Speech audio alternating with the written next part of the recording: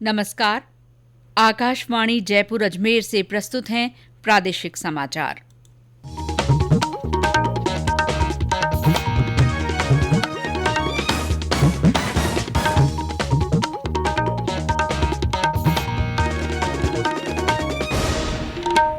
मुख्य समाचार। उच्चतम न्यायालय ने राज्य में बजरी खनन से रोक हटाई, प्रदेश में वैध बजरी खनन को मंजूरी। मुख्यमंत्री अशोक गहलोत ने नई दिल्ली में कांग्रेस अध्यक्ष से मुलाकात की। कहा, मंत्रिमंडल में फेरबदल के बारे में आला कमान का फैसला मंजूर। केंद्रीय स्वास्थ्य मंत्री मनसुख मांडविया ने 100% कोविड टीकाकरण के लिए विभिन्न हितधारकों का सहयोग लेने पर जोर दिया। प्रदेश में 14 नवंबर से सभी ग्राम पंचायतों में बड़े चिकित्सा शिविर आयोजित होंगे। और उत्तर पश्चिम रेलवे के रेवाड़ी पालनपुर रेलखंड पर विद्युतीकरण का काम पूरा, वर्ष 2023 तक सभी मार्गों पर विद्युतीकरण का लक्ष्य। समाचारों के साथ मैं शीला चावला। देश ने कोविड टीकाकरण अभियान के अंतर्गत 110 करोड़ से ज्यादा टीके लगाकर इतिहास रच दिया है। इस महत्वपूर्ण काम में योगदान देने वाले चिकित्सकों, नर्सों और अन्य स्वास्थ्य कर्मियों का आकाशवाणी अभिनंदन करता है। इसके साथ ही हम आपको सतर्क भी करना चाहते हैं कि कोविड संक्रमण अभी खत्म नहीं हुआ है। इसीलिए आप सबसे हमारी अपील है कि जल्दी ही दोनों टीके लगवाएं और अन्य लोगों को भी टीके लगवाने के लिए प्रेरित करें। त्योहारों के समय इन 3 आसान उपायों का पालन अवश्य करें। मास्क लगाएं, 2 गज की सुरक्षित दूरी बनाए रखें, हाथ और चेहरा साफ रखें। कोविड से संबंधित किसी भी जानकारी और मार्गदर्शन के लिए राष्ट्रीय हेल्पलाइन नंबर 1075 पर संपर्क करें। और अब समाचार विस्तार से। उच्चतम न्यायालय ने राज्य में बजरी खनन पर लगी रोक आज हटा दी।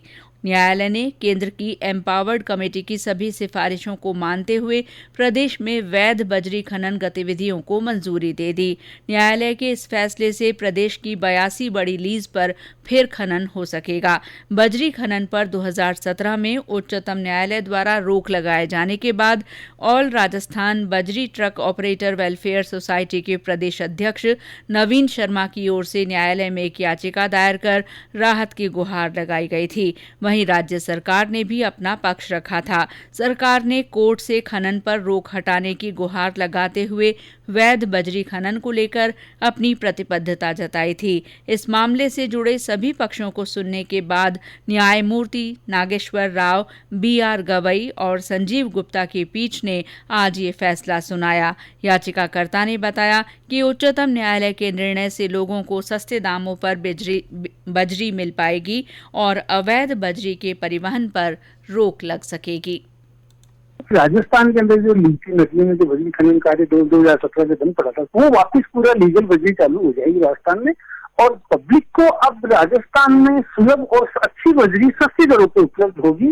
बजरी माफिया का जो तांडव पिछले 4 साल से राजस्थान में चला था, उसका खात्मा हो जाएगा और पब्लिक को अच्छी बजरी अच्छी रेटों पर उपलब्ध होगी। और राज्य सरकार को भी जो बजरी से जो अर्निंग होती थी, वो भी वापस चालू हो जाएगी। राज्य सरकार को भी रेवेन्यू का कलेक्शन। गौरतलब है कि बजरी खनन से रोक हटने के बाद अब करीब 4 साल बाद बजरी खनन की गतिविधियां फिर से शुरू हो जाएंगी। प्रदेश में मंत्रिमंडल में फेरबदल के कयासों के बीच मुख्यमंत्री अशोक गहलोत ने आज नई दिल्ली में कांग्रेस अध्यक्ष सोनिया गांधी से मुलाकात की। मुलाकात करीब 1 घंटे चली। बाद में मीडिया से बातचीत में श्री गहलोत ने कहा कि उन्होंने राजस्थान के बारे में सभी तथ्य आला कमान के सामने रख दिए हैं। अब हाईकमान को तय करना है कि मंत्रिमंडल में फेरबदल कब होगा। श्री गहलोत ने कहा कि आला कमान का निर्णय उन्हें मंजूर होगा। ये हाईकमान तय करेगा कि कब रीसबल होना। हमने छोड़ दिया हाईकमान पर। जो मुझसे इंक्वायरी की गई राजस्थान के बारे में, मैंने ब्रीफ कर दिया है सब बातें। और अजय माकंडी हमारे महामंत्री आते रहते हैं वहाँ पर, उनको सारी जानकारी वहाँ पर है। मैं उम्मीद करता हूँ कि वो कांग्रेस प्रेसिडेंट से बात करेंगे, राहुल गांधी से बात करेंगे, वेणुगोपाल जी और सब मिलकर आपस में जो बातें हुई है, उससे ज्यादा फैसला वो लेंगे, वो हम सबको मंजूर। गौरतलब है कि इससे पहले भी श्री गहलोत ने कांग्रेस महासचिव प्रियंका गांधी, के.सी. वेणुगोपाल तथा राज्य प्रभारी अजय माकन से भी विस्तार से चर्चा की थी। केंद्रीय स्वास्थ्य मंत्री डॉक्टर मनसुख मांडविया ने राज्यों और केंद्र शासित प्रदेशों से आग्रह किया है कि वे विभिन्न हितधारकों के सहयोग से हर पात्र नागरिक को 100% कोविड-19 का टीकाकरण सुनिश्चित करें। राज्यों और केंद्र शासित प्रदेशों के स्वास्थ्य मंत्रियों के साथ वर्चुअल बैठक में हर घर दस्तक अभियान को आगे ले जाने के बारे में उन्होंने कहा कि वे टीका लगाने के लिए घरों तक पहुंचें और लोगों को टीके की दोनों खुराक लेने के लिए प्रेरित करें। श्री मांडविया ने अभियान को सुदृढ़ करने के लिए प्रधानमंत्री नरेंद्र मोदी की नीतियों को दोहराया, जिसमें गांवों में प्रचार टोली तैनात करना शामिल है। इस बैठक में राज्य के स्वास्थ्य मंत्री डॉक्टर रघु शर्मा ने कहा कि राजस्थान का कोरोना टीकाकरण के मामले में राष्ट्रीय औसत से बेहतर प्रदर्शन रहा है। प्रदेश में 83% लोगों को पहला टीका और 48.9% लोगों को दोनों टीके लगाए जा चुके हैं। उन्होंने कहा कि जिन जिलों में कम टीकाकरण हुआ है उनके लिए विशेष कार्य योजना बनाकर टीकाकरण का काम पूरा कराया जाएगा। श्री शर्मा ने बताया कि प्रदेश के 3000 गांवों में 100% टीकाकरण हो चुका है। बाकी 22,000 गांवों में चिकित्सा विभाग की टीमें जुटी हैं। इस बीच स्वास्थ्य विभाग के आंकड़ों के अनुसार राज्य में 86 लाख से अधिक लोगों का दूसरा टीका लंबित चल रहा है। देश में कल 13,000 से अधिक लोगों में कोविड संक्रमण की पुष्टि हुई और लगभग इतने ही लोग कोविड से स्वस्थ हुए हैं। अब कोविड के सक्रिय रोगियों की संख्या 1,39,556 हो गई है। राष्ट्रपति रामनाथ कोविंद ने कहा है कि भारत ने कोविड के खिलाफ व्यापक और प्रभावी अभियान चलाया है। श्री कोविंद आज नई दिल्ली में राज्यपालों और उपराज्यपालों के 51वें सम्मेलन को संबोधित कर रहे थे। उन्होंने कहा कि देश के सभी कोरोना योद्धाओं ने असाधारण त्याग और निष्ठा के साथ अपने कर्तव्य का निर्वहन किया। उन्होंने देश के कोविड टीकाकरण अभियान की सराहना की। सरकार की अभूतपूर्व पहल एवं हमारे वैज्ञानिकों और उद्यमियों के प्रयासों के बल पर देश में वैक्सीन का विकास और विशाल पैमाने पर उत्पादन संभव हो सका है। आज 108 करोड़ से भी अधिक वैक्सीनेशन करके देशवासियों को महामारी से बचाने के अभियान में हम तेजी से आगे बढ़ रहे हैं। इसके साथ ही हम विश्व समुदाय की सहायता भी कर रहे हैं। भारत की वैक्सीन मैत्री पहल की सराहना विश्व स्तर पर हो रही है। राष्ट्रपति ने कहा कि देश में राष्ट्रीय शिक्षा नीति को कार्यान्वित करने में राज्यपालों और उपराज्यपालों की मुख्य भूमिका है। सम्मेलन में राजस्थान के राज्यपाल कलराज मिश्र ने दक्षिण राजस्थान में जल संरक्षण की प्रभावी योजना बनाने पर जोर दिया।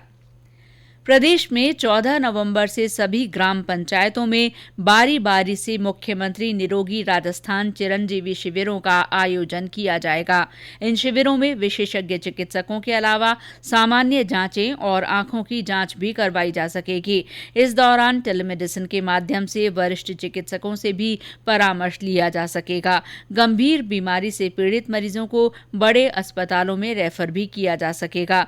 चिकित्सा विभाग इन शिविरों की तैयारी में जुटा है। इन शिविरों का आयोजन 21 मार्च 2022 तक जारी रहेगा। हर ब्लॉक में सप्ताह में 2 या 3 शिविर आयोजित किए जाएंगे। स्वास्थ्य मंत्री डॉक्टर रघु शर्मा ने आज मीडिया से बातचीत में बताया कि राज्य में 12,000 मेगा कैंप आयोजित किए जाएंगे। राजस्थान में प्रिवेंशन के ऊपर काम हो, आम आदमी के डोर स्टेप तक हमारा डिपार्टमेंट पहुंचे। राजस्थान के इतिहास में इतने बड़े पैमाने पर और इतने अच्छे ढंग से ये जो मेगा हेल्थ शिविर है चिरंजीवी, ये नहीं लगे होंगे। पहली बार ये पूरे राजस्थान में करीब 12,000 कैंप लगाएंगे हम लोग। उसमें से 11,341 कैंप तो पंचायत मुख्यालय पर लगेंगे और फिर उसके बाद में जो मेगा शिविर है वो 704 के करीब वो लगाए जाएंगे। इसमें गैर संचारी और संचारी रोग, उनका जांच, उपचार और रेफरल, जो भी सर्जरीज करनी है वो भी हम रेफर करेंगे, टाइम देंगे और सुपर स्पेशलिटी की सर्विसेज इन कैंप्स के माध्यम से दी जाएगी। ये समाचार आकाशवाणी जयपुर अजमेर से प्रसारित किए जा रहे हैं। समाचारों में आगे बढ़ने से पहले ये संदेश। चलो मिलकर एक शुरुआत करें, चलो एक फैसला आज करें, मास्क नहीं तो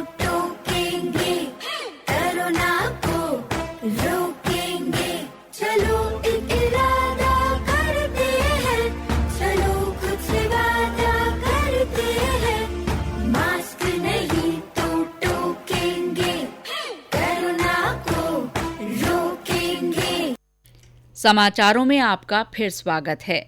प्रधानमंत्री नरेंद्र मोदी कल भारतीय रिजर्व बैंक की 2 ग्राहक केंद्रित पहल का शुभारंभ करेंगे।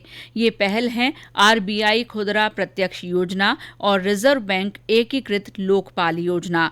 आरबीआई खुदरा प्रत्यक्ष योजना का उद्देश्य खुदरा निवेशकों के लिए सरकारी प्रतिभूति बाजार तक पहुंच बढ़ाना है। रिजर्व बैंक एकीकृत लोकपाल योजना का उद्देश्य रिजर्व बैंक द्वारा विनियमित संस्थाओं के बारे में ग्राहकों की शिकायतों के समाधान के लिए शिकायत निवारण तंत्र में और सुधार करना है। उत्तर पश्चिम रेलवे के रेवाड़ी पालनपुर रेलखंड पर विद्युतीकरण का काम पूरा हो गया है। मुख्य जनसंपर्क अधिकारी कैप्टन शशि किरण के अनुसार 716 किलोमीटर लंबे इस रेलखंड पर कल पालनपुर से मदार तक इलेक्ट्रिक ट्रैक्शन पर मालगाड़ी चलाई गई। उन्होंने बताया कि उत्तर पश्चिम रेलवे में वर्ष 2023 तक विद्युतीकरण का काम पूरा हो जाएगा।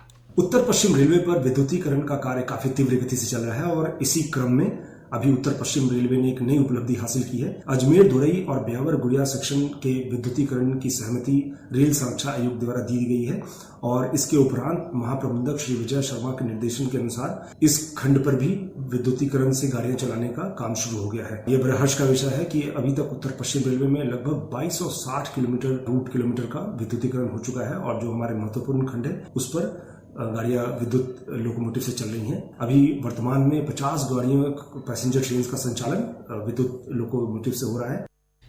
भरतपुर से भाजपा सांसद रंजीता कोली पर हमले और धमकी देने के मामले में आज एडीजी कानून सुनील दत्त ने बयाना पहुंचकर घटना के बारे में पूरी जानकारी ली और मौके का भी निरीक्षण किया।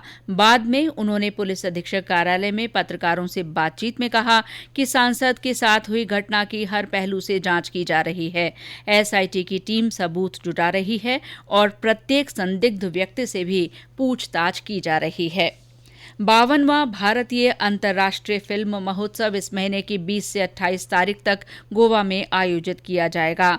कोविड महामारी के कारण इसे हाइब्रिड प्रारूप में आयोजित किया जाएगा। महोत्सव को भारतीय फिल्म उद्योग के सहयोग से सूचना और प्रसारण मंत्रालय के अधीन फिल्म महोत्सव निदेशालय और गोवा सरकार द्वारा संयुक्त रूप से आयोजित किया जा रहा है।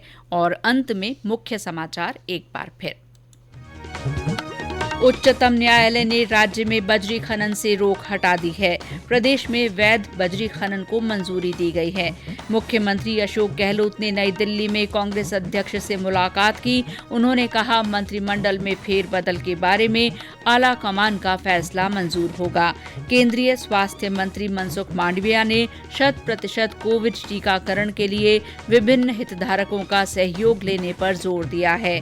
प्रदेश में 14 नवंबर से सभी ग्राम पंचायतों में बड़े चिकित्सा शिविर आयोजित होंगे।